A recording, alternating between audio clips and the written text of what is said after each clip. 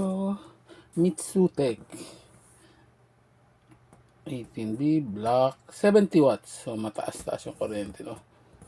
Pero sa isang araw, kung 70 watts, ibig sabihin around, kung sa 10 oras nyo pinapadar, 700 watts.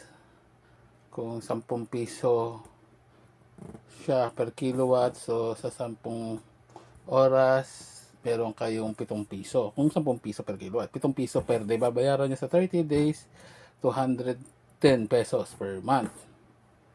Assumption lang yun yan. So, kung 10 piso per kilowatt at gagamitin nyo sa 10 oras kada araw, sa loob ng 30 days, 210 ho ang inyong magagastos sa kuryente.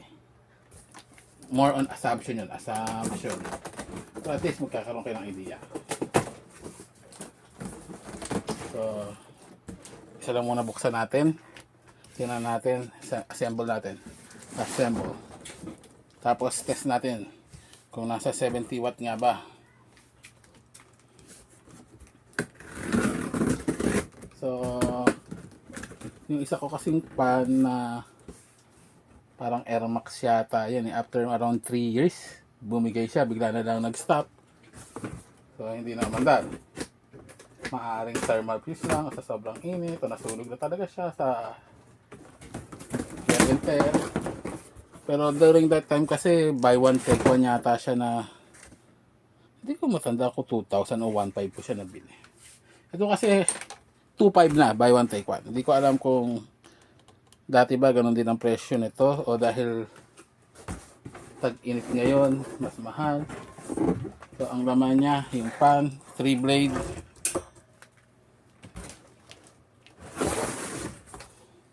So may base siya, ito yung base. Teka, ibaba natin lahat para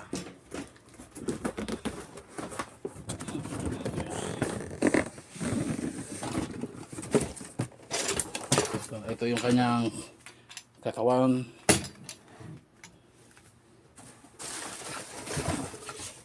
Ito yung kanyang motor.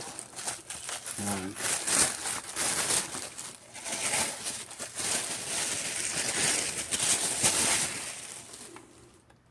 Yan, motor. So, ano ba unahin natin? Yung base muna.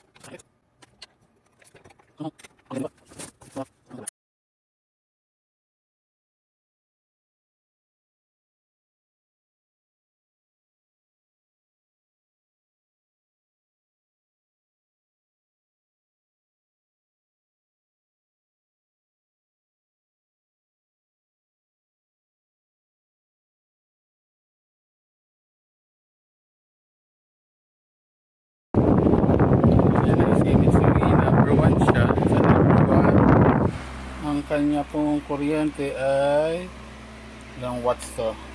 51.6.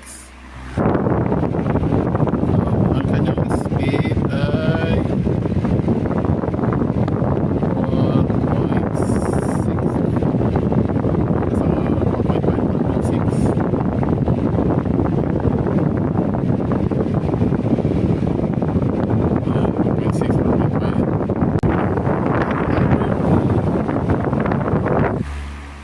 Ang kanyang kuryente around 55.3.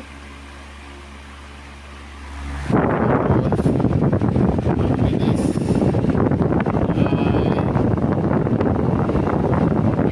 ay 55.6 watt. So itaas pa natin.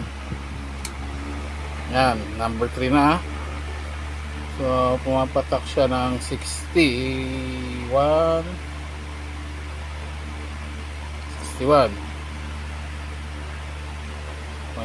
So, ayun, ang speed niya ay